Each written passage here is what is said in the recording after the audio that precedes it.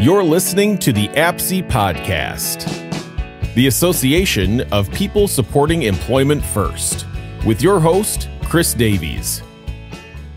Today's podcast is brought to you by Reach for Resources, a nonprofit providing individualized, competitive employment services for people with disabilities.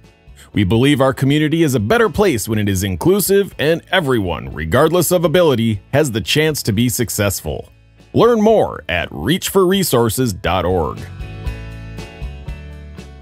Hello, everyone, and welcome back to the Minnesota APSE Podcast, Season 4, Episode 4. I am your host, Chris Davies, and we are delighted to be here today with Sumukha Terakanambi.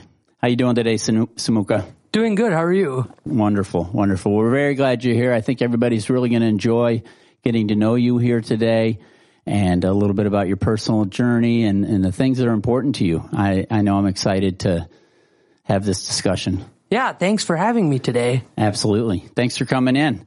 So, Sumukha, as you and I were just talking a minute ago, when we start these podcasts, I always like to let anybody that's never heard of Minnesota APSE know a little bit about, who we are and what we represent. So if you're brand new to this podcast and just hearing about the Association for People Supporting Employment First for the first time, we are so glad you're here.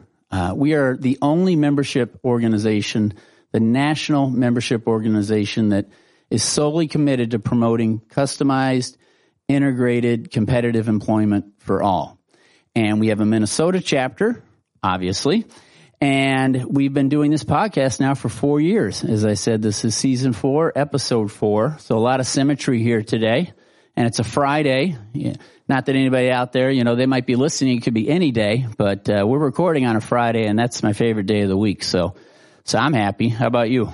Yeah, definitely. All right. Good stuff. So, as you know, we like to start out also by just giving a visual description of ourselves, and I'll start. So, for everybody out there, I am a white male. I am balding. We were joking around. I shave my head about every 4 days. I'm about 3 days of growth in here today. So, it used to be red, but now it's just, blah, whatever it looks like. But, I'm balding and I am wearing a button-down shirt, kind of a Aloha shirt here today. So, and also I have a red beard. So please tell us, about you. Yeah. So I'm an Asian Indian male. I have black hair, black beard, and a black mustache. I'm wearing glasses. I'm wearing a blue shirt and black pants, and I'm sitting on a power wheelchair. Okay. All right. Thank you. Thank you very much. Okay. Well, let's get into it, as I like to say. We always, every time we have a podcast, really the first thing we love to do is just learn more about who you are, So could you just, the canvas is yours, as I like to say. Just tell us, a little bit about yourself, your personal background, growing up, whatever you want to tell us. Yeah, so I can start out. Again, hi, everyone. My name is Sumukha Terakanambi. I'm 25 years old, and I'm from Lakeville, Minnesota. I am a person with a disability, so I was diagnosed with a condition called Duchenne muscular dystrophy when I was about 4 years old. Right now, I use a power wheelchair to get around as my main mode of mobility. And I'm also right now working as a policy consultant with the Minnesota Council on Disability and the Rare Disease Advisory Council. So that's kind of what I'm doing in terms of my employment. And I can go into more detail about my background as well. Yeah. Tell us a little bit about growing up and maybe when you were sharing with me the other day in conversation when you learned that you had a diagnosis of muscular dystrophy and sort of what transpired through your early years. Yeah, so when I was officially diagnosed, I was still 4 years old, so I really did not know what was going on. It was mostly my parents who were kind of dealing with the diagnosis and kind of the uncertainty around that. So they had noticed kind of some signs of weakness and fatigue when I was growing up, about when I was around 2 years old. They started noticing that I was kind of lagging behind my peers in terms of motor skills and things like that. They just noticed I was getting tired very often.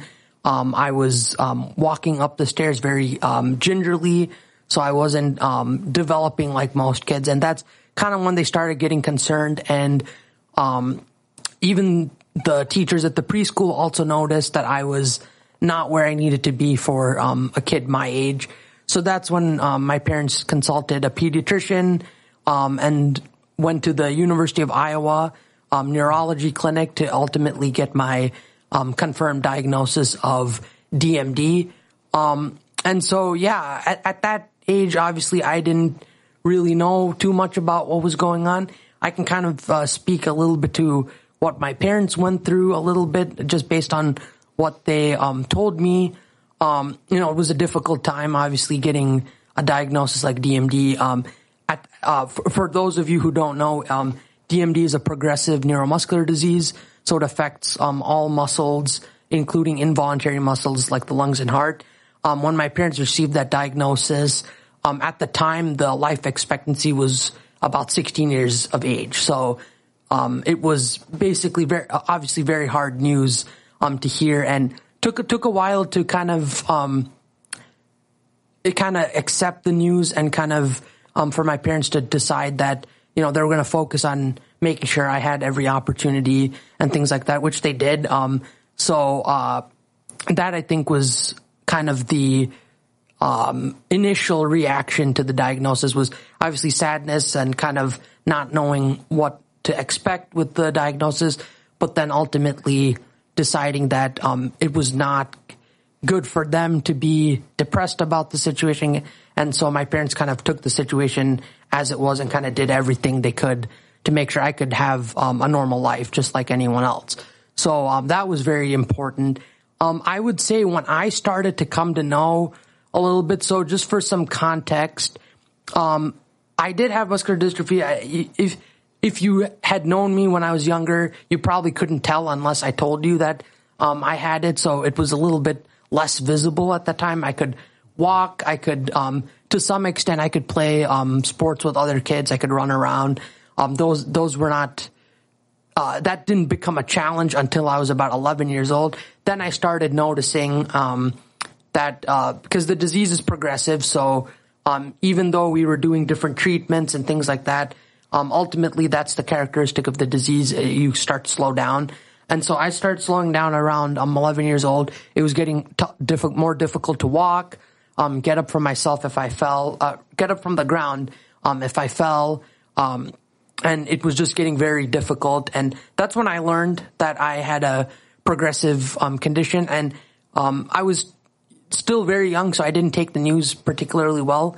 I think mostly what I dealt with was a lot of embarrassment. I didn't want people to know that I had a disability. So I tried to, I just didn't feel comfortable telling people about it or talking about it very much with others. I was really frustrated, upset with how things were going. And this kind of continued, I would say, even into high school, just this feeling that, doing well in school, why does that matter? I used to think like it wouldn't matter anyway because, I have this disability and things are always going to be challenging. So I kind of had that negative outlook. And then also I would get sad a lot, like, the asking questions like, why me, and all those kinds of things. So, that's kind of the negative emotions I was dealing with at the time. And I think it took a lot of, a time to kind of get over some of those, feelings. I give credit to my parents, my brother, and my friends, and our family friends for kind of, helping me develop a more positive outlook. Even the teachers at my high school really, did their best to kind of make sure I was a good advocate for myself. So that's kind of when things, I would say, started to change a little bit. I do get frustrated every time, every now and then, just like any other person. Yeah, absolutely. But I think I have realized that having a disability doesn't mean I can't do the things that I want. So that's kind of the trajectory of how my attitude has changed a little bit. Yeah, it sounds like, well, first of all, thank you for sharing that with us and, being vulnerable and really speaking from your heart, about your personal story. And I commend you for, working through some very real emotions to a point of, I know when we were speaking the other day, you sort of used a word of acceptance, and then you felt like that helped you move forward. Could you talk about that a little bit?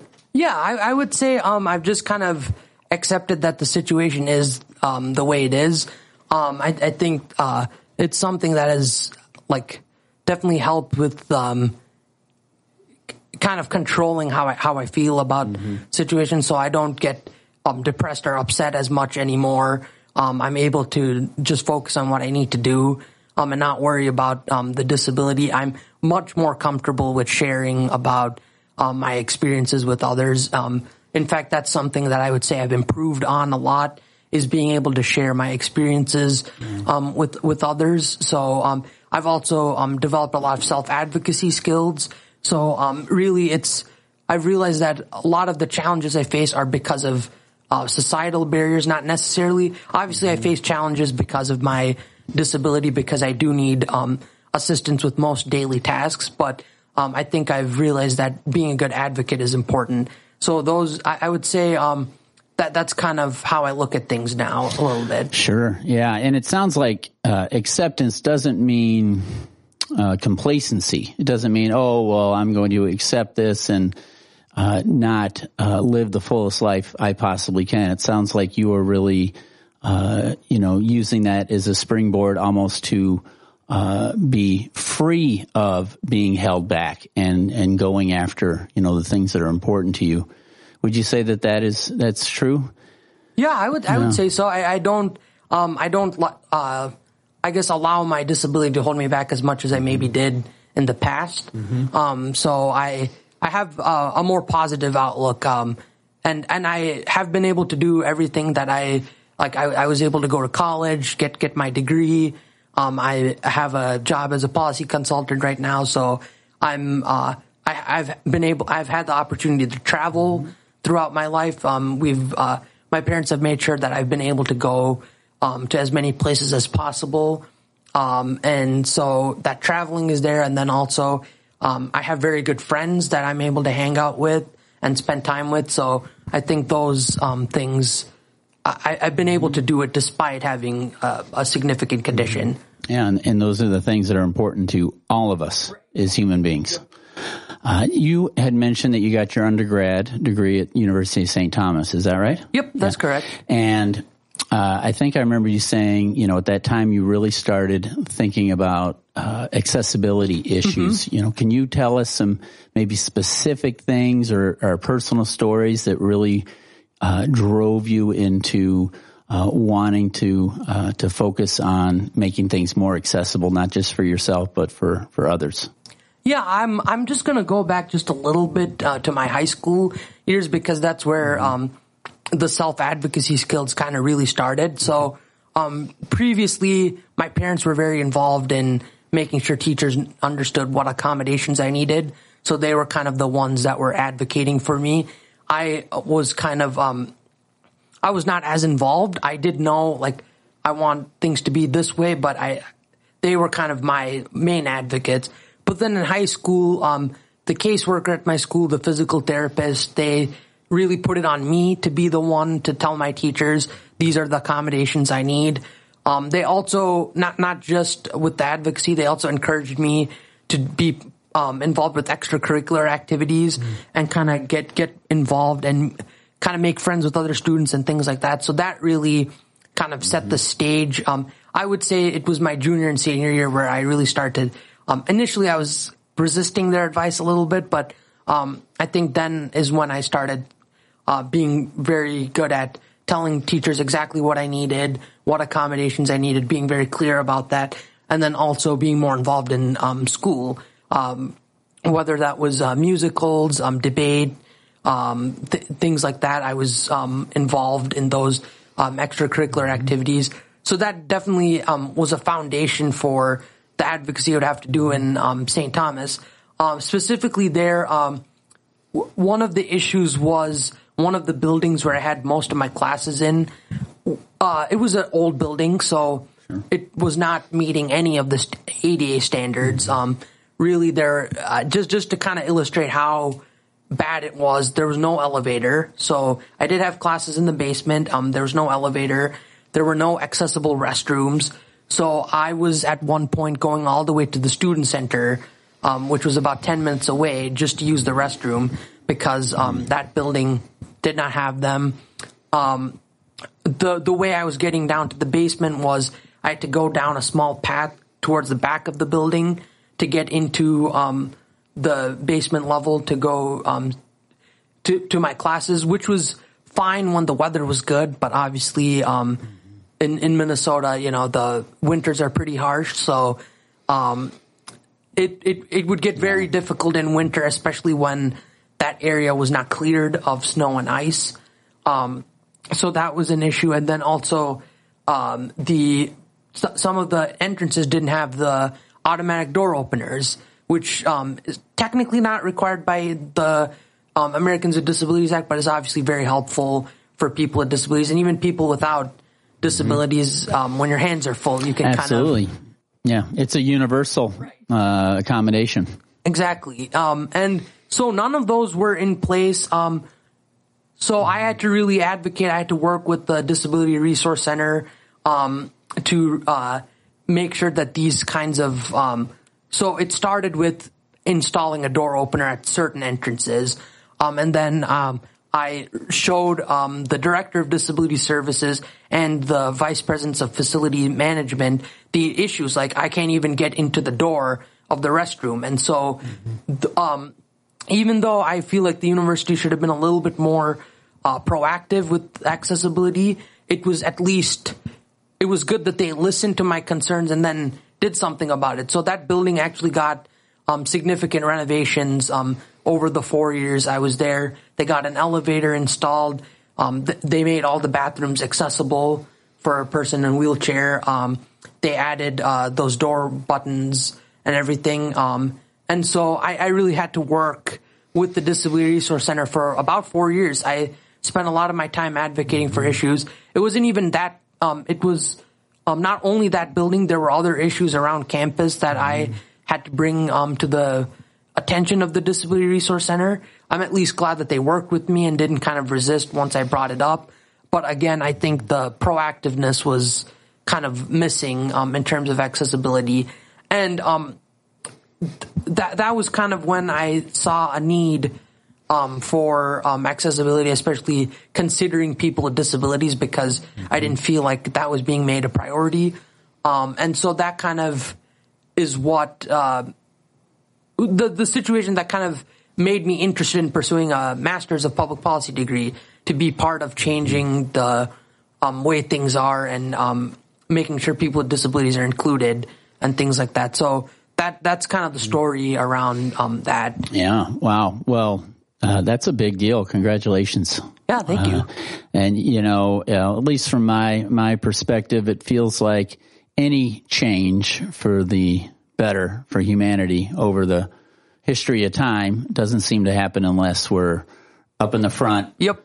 Talking about it, talking nice way of saying it, right? Yeah. That things need to change. And what an impact not only had, on your time there, but it's something that will continue to help other students. So yeah, that's very impressive. Yeah, and that definitely continued when I was doing my master's as well. I think the University of Minnesota was doing a better job in terms of accessibility, but there were still issues that I had to address even when I was doing my master's as well. So that was something, the advocacy for accessibility kind of continued even in my master's program, which was unfortunate that those issues still kept coming up, but it was something I had to kind of keep making sure I got. And even there was issues with accommodations where teachers would move classrooms without notifying me, and then I come to find out that the adjustable table for people in wheelchairs there's no room to put one. And so those were some of the challenges that we had to communicate with professors, but for the most part, I think, at least on the professor side, I felt that most of the professors I had were very accommodating when I was in their classes. So that was never an issue. It was mostly the architectural barriers. Yeah. What years were you at St. Thomas? So I was there from 2017 to 2021. Okay. And then so pretty recently. Yeah. And then my master's program in public policy was I graduated in 2023. So about a year ago. Okay. So it sounds like you were getting your master's during the COVID era. Yeah. Yep. Did you end up being at home a lot? I was, I would say like, when COVID started, I was still a junior in college. So the end of my junior year was obviously at home. And then St. Thomas opened up pretty early, but they required all the masks and everything. So it was definitely strange to come back to campus and not even recognize it because there was all sorts of restrictions still at that point. And then master's program, my second year of my master's program, that's when they kind of lifted all of the... Right, yeah. Because you said that was like 21 to 23. Yeah. And so definitely the last year of my master's was way more enjoyable because there was much more happening on campus and things like that. And another thing I wanted to talk about, like specifically with the master's program, like with now that you mentioned COVID, in the disability community, one of the biggest issues was the workforce shortage in home care and like PCAs, direct support professionals. So that was something that directly impacted me as well when I was getting my master's. My parents are my primary caregivers, but we needed to find someone to help me while I was on campus.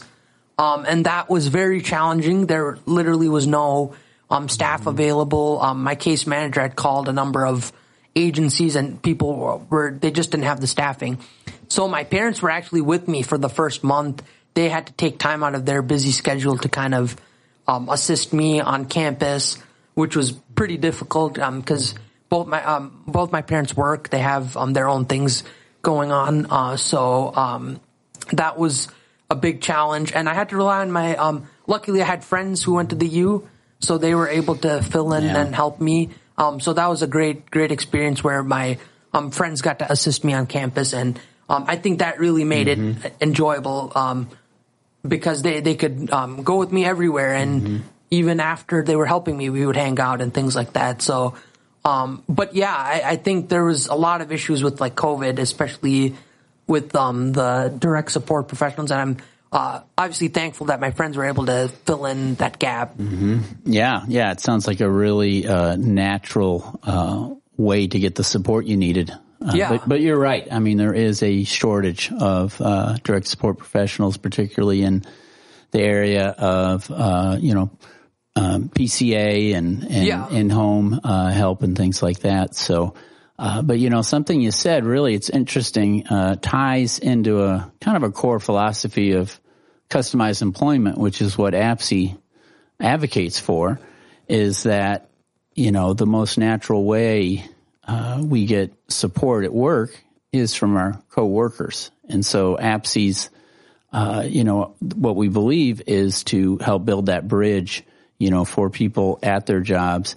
So really the people that are helping them out the most doesn't mean they might not have some help from paid professionals from time to time, but are their coworkers, very similar to what you achieved with your personal connections. So yeah, that's really good.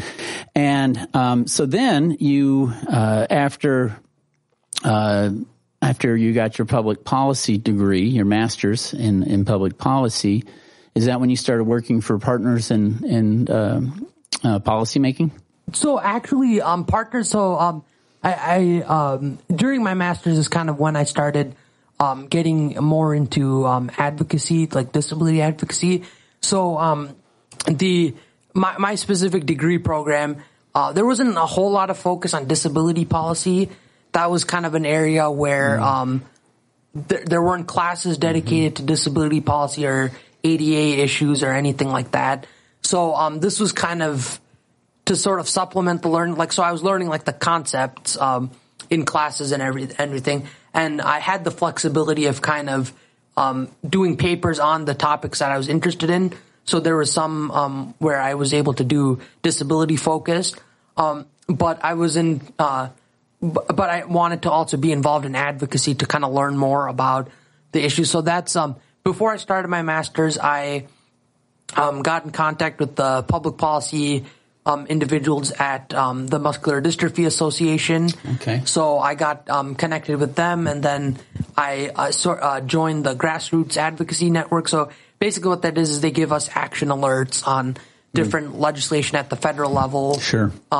And giving us an opportunity to contact our members of Congress and to kind of let them know why the issue is important.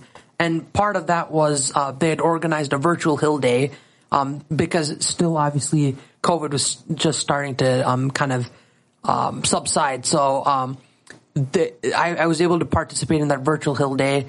That was something where I got to talk with my members of Congress or their staffers about the issues. And so that was one advocacy experience that I had while I was doing my master's. And then another one was Partners in Policymaking. Because of what you learn in Partners in Policymaking in each of the sessions, they get subject matter experts on a variety of topics, including customized employment. That was actually one of the topics that they touched on.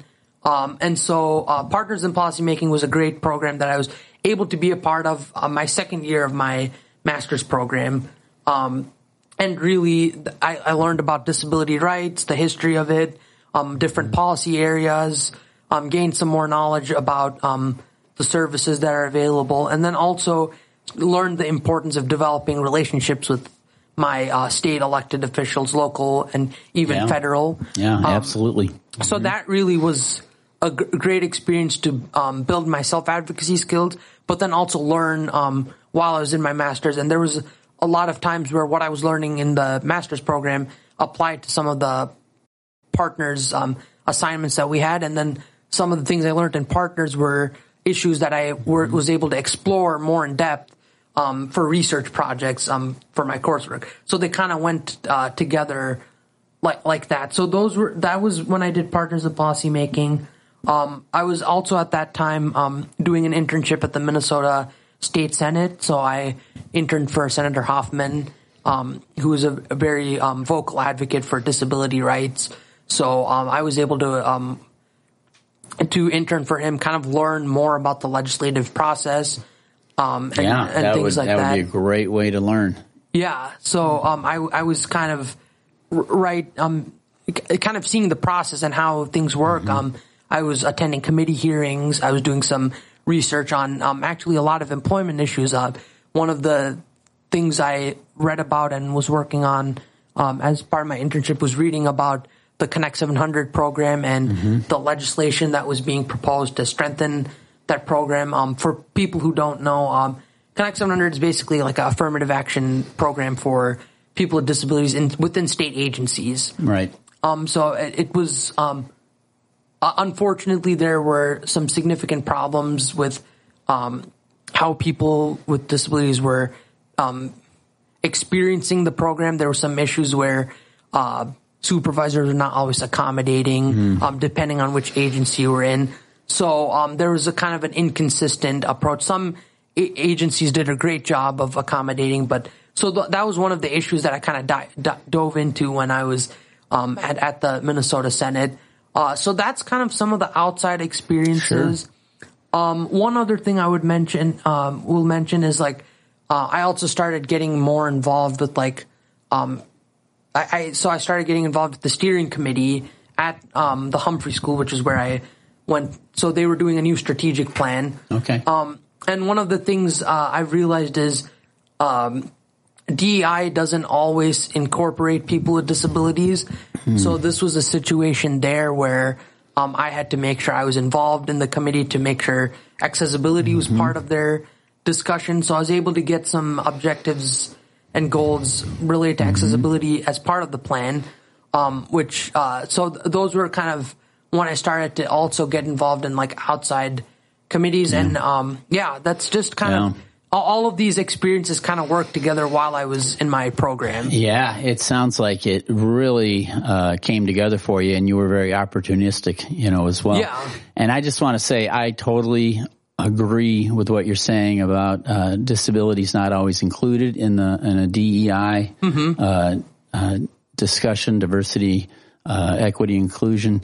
And I found that when I got into the employment field that I've been in basically since 1997. I mean, that's what really drew me to this work, is that I felt there was, a social justice, if you will, that wasn't being talked about. Right. That everyone deserves the opportunity to be a part of their communities. And obviously that includes all the different ways. And one of the most fundamental, of course, is through work. So yeah, yeah, that was definitely something that I was kind of shocked that it wasn't even being considered. So that was it was a little bit. At first, it was a little bit difficult to get people on the committee, like people who I was working with on the committee, to understand where I was coming from. But I'm glad I was able to work with other students, faculty, and staff to get these things. Even some of them also started to understand a little bit. And then I also even learned from other people as well, because there were a handful of people who were also thinking about disability as well.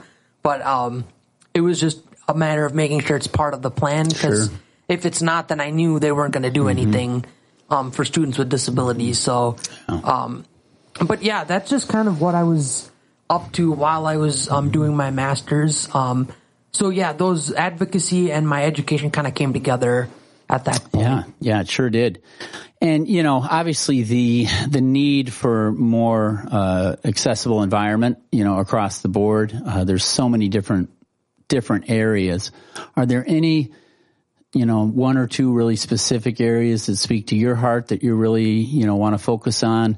For example, at St. Thomas, I mean, obviously that was a real life situation for you when you were really focusing on that specific accessibility issue. Are there some that really speak to your heart right now that you're focusing on? Yeah, so accessibility is definitely the big one that I focus on, like just everywhere in the community. It's kind of in a broad sense. Another area that I've done research on and kind of have more, I guess, insight into is employment. That's another area that I've learned more about, particularly like when it comes to the programs that are available to help people get competitive and integrated employment. So I mentioned one of them, which was the Connect 700 program. That was actually what my master's paper was about, kind of how it functions, or what are the main challenges, and how legislation would address that. So that was kind of what I did. And then employment, like customized employment, I'd mentioned that was one of the topics we covered in partners in policymaking. That's definitely something that advocates are really excited about as being the norm, because right now there's still people who are in sub-minimum wage employment, which obviously, depending on the program, it could be less than $4, which is still being practiced in Minnesota. And so it's really important that we're starting to move away from that and towards more things like customized employment, where it was very interesting to hear how the speaker who had come to talk to us about it, he had real life experiences of people with significant disabilities who were doing good work and making at least the minimum wage. So it is possible. There's definitely, it's just a matter of providing the right supports and accommodations. So that's definitely something I'm absolutely. You'd be a great spokesperson for APSE. You just hit everything on the head that we believe in. Yeah, so that's definitely something I learned about and saw as definitely an opportunity. And then obviously the reasonable accommodations, that's something that unfortunately not all employers know what that means. There's kind of some the myth is like accommodations are very costly to implement. Sometimes it's very inexpensive. It's just it might be a one-time cost or things like that. There's still a lack of understanding about what a disability accommodation really is. And this was something like I got to dive into some of the main barriers to employment through a project that I was working on with the Minnesota Council on Disability. Okay. Reasonable accommodations and negative stereotypes was one of the barriers that I kind of dove into. So I know, unfortunately, there's still a lot of bias against people with disabilities, the idea that they're not productive or they cannot be in a productive environment or things like that, when really it's the accommodations enable them to do what is required by the job. So those were some of the barriers that I explored in the blog posts that I wrote for employment. So that's employment actually ties into a number of issues. I also talked about transportation access, being able to get to and from work.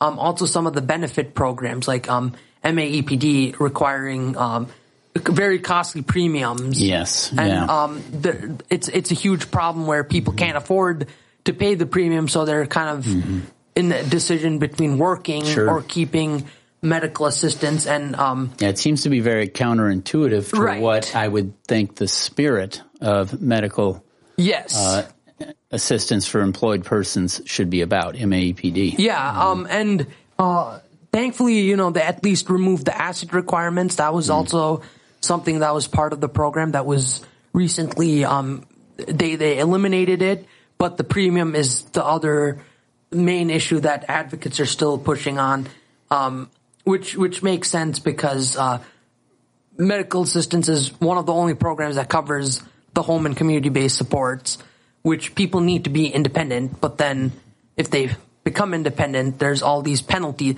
It seems very punitive for people who are trying to work and gain financial independence. There seems to be a lot of penalties still with our program. So that's definitely a barrier that... Yeah, I'm glad you're working on that, with others. And then the other thing with employment was just people being aware of what supports are out there. So sometimes it's people don't know that there are competitive employment options. They don't know about customized employment.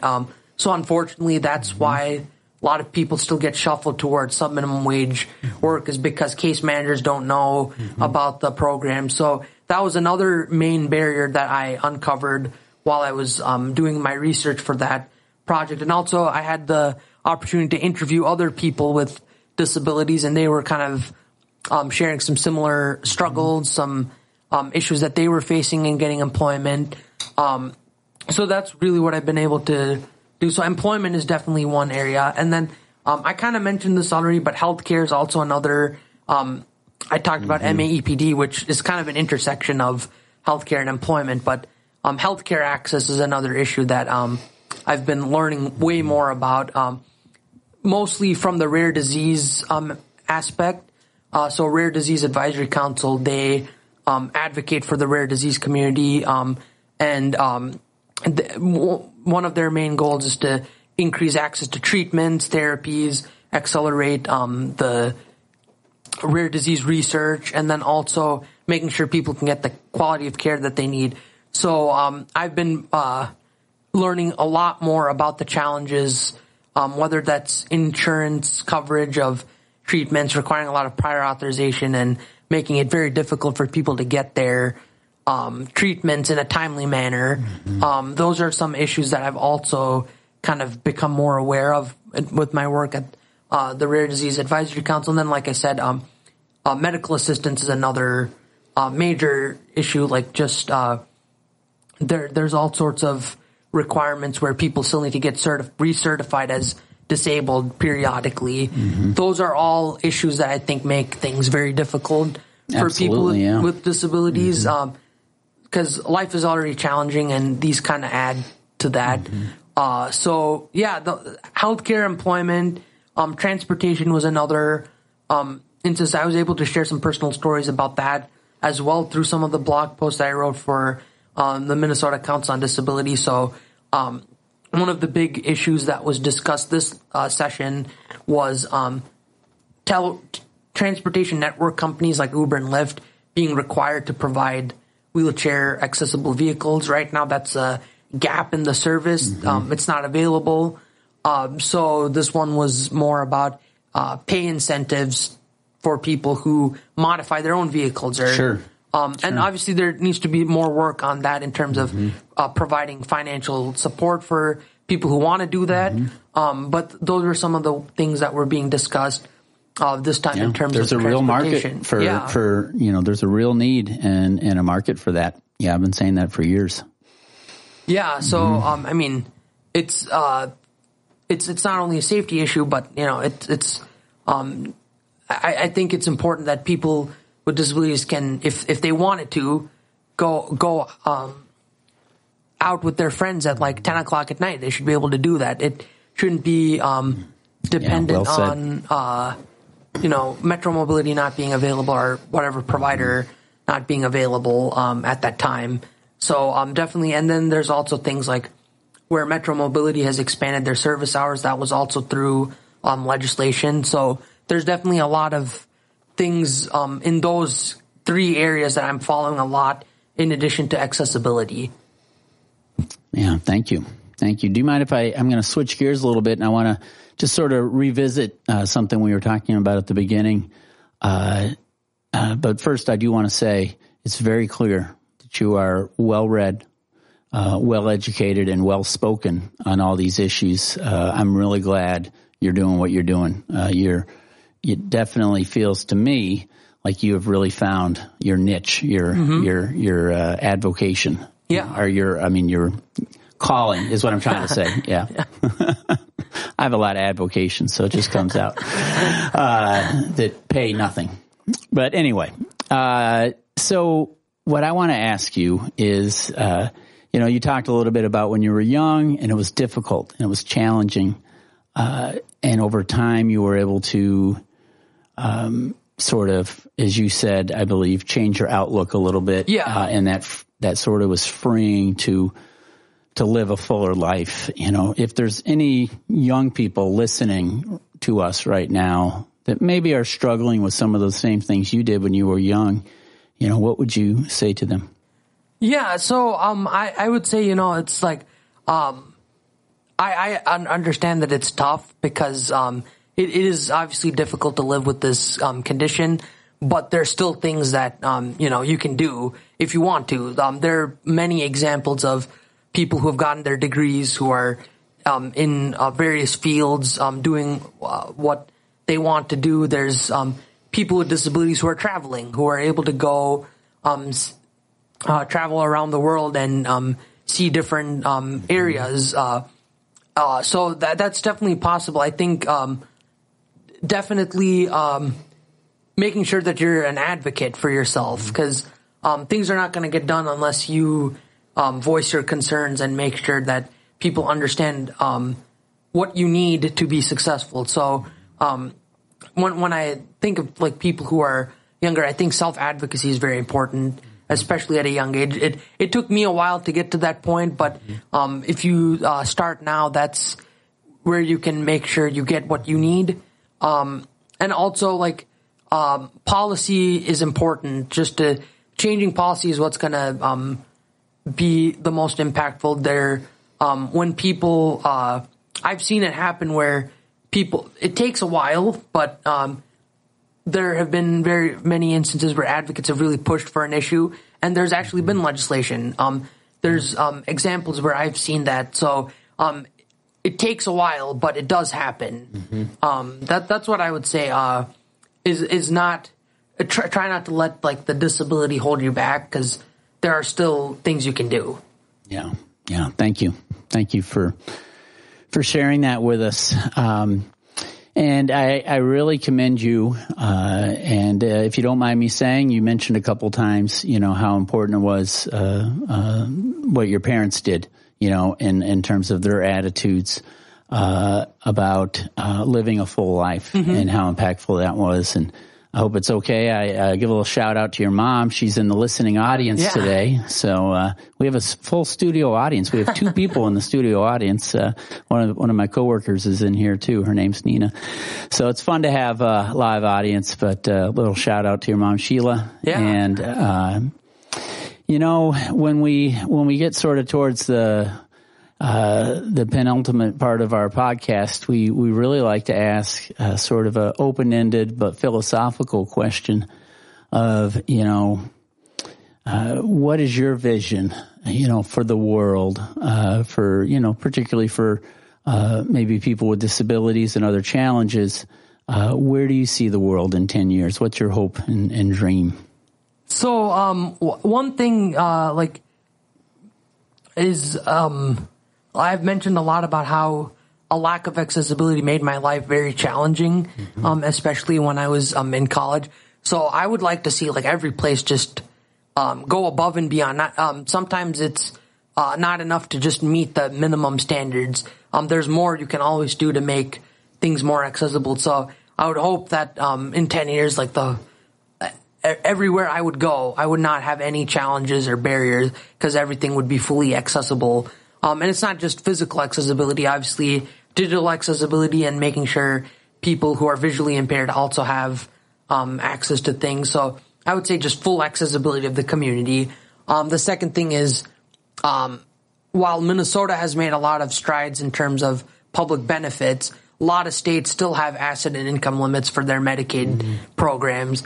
So I would hope that in 10 years, if you have a disability and you're on Medicaid, you don't have to ever worry about losing it if you make more money and work. That transition should not even be an issue. There's also, some of the Social Security benefits also have very restrictive eligibility. They define disability based on how much money you can make, which obviously is not, again, counterintuitive. In my opinion, does not make too much sense. So I'd hope all those penalties and restrictions are kind of pulled. And so, ideally what would happen is someone is certified disabled, they get onto the Medicaid program, and then that's it. There's no recertification. There's no, having to, pay a premium or anything. That's just accessible for you. And so you can focus on other things. Right. Because your health care is taken care of. That would be second thing. Third thing, more just better transportation options, more transportation options. So, people can, because right now, one of the challenges, and I've even faced I do have my own accessible vehicle, so my parents are able to drive me around, but even they can't always do that.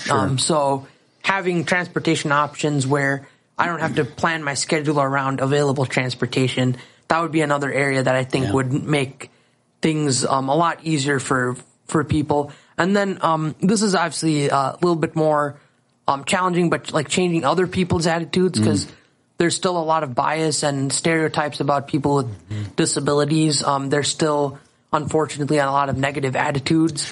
So I think that needs to change as well. I hope that is also something where an employer doesn't see a person with a disability as someone that's not that will not contribute, but actually values them.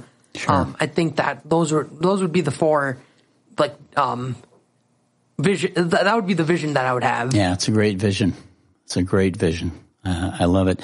For anybody that doesn't know, can you talk about what ACID? You mentioned it a couple times. What that stands for and what that is. I think you said the ACID test.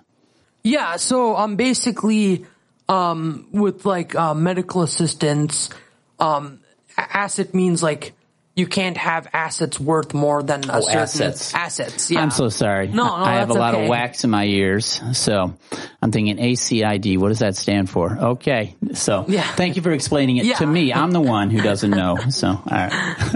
Assets, yes, asset limits. Yep, yes, asset limits. Of course, yeah. It would be great to see those thrown out the window. Yeah, it's counterintuitive, we were saying. It's get on this, go get a job, but not too good of a job. Yeah, right, exactly. It doesn't make any sense. I'm glad, that advocates are continuing to push for these kinds of things. There, in the last two legislative sessions, quite a bit has been accomplished actually, in terms of some of these, issues that I've, brought up, in Minnesota. I guess another part of the vision would be this would be nationwide. And there would be no issues no matter where you live, because I know moving would be difficult as well. Depending on whether you have to move, you always have to then check how the benefits are going to work where you move. So that would be part of the vision as well. Not just Minnesota, but just everywhere. Yeah, no, I really appreciate it. And again, thank you for sharing your vision. You know, I really believe ableism is no different than white privilege. That if people don't know and just assume, oh, the world is great for everybody because it's great for me, then that isn't a truly inclusive, environment. And you know, me, I am a white male. And I will never truly understand the depth of that privilege, but I can educate myself, and I can always try to do better. And and that's what you're talking about. So, and all the things you're doing are very in line with what we're doing at APSI. APSI, our outcomes happen because of people that are passionate and want to take action, and that certainly is you. So. I'm just saying, not to put you on the spot while we're on air here, but there are opportunities, and you may know that we have a public policy committee, in fact, among other things, and you were talking about changing attitudes and knowledge. You mentioned some case managers might not know what the options are. That's another big initiative that we're involved in, is just getting out into the community, getting out to the case managers, the families, everybody out in the community, and talking about customized employment and what is possible. So, yeah, thank you so much, Sumukha. It's wonderful to meet you. Thanks for joining us today. Yeah, thank you for having me. Absolutely. Any last words before we do our official sign-off? I'm trying to think if I forgot to mention anything. Oh, I guess the one last thing I would say is other advocacy experiences. It obviously doesn't just have to mean going to the Capitol and advocating. There are plenty of councils and things like that people can join. So me specifically, I'm on the Minnesota Governor's Council of Developmental Disabilities. That's another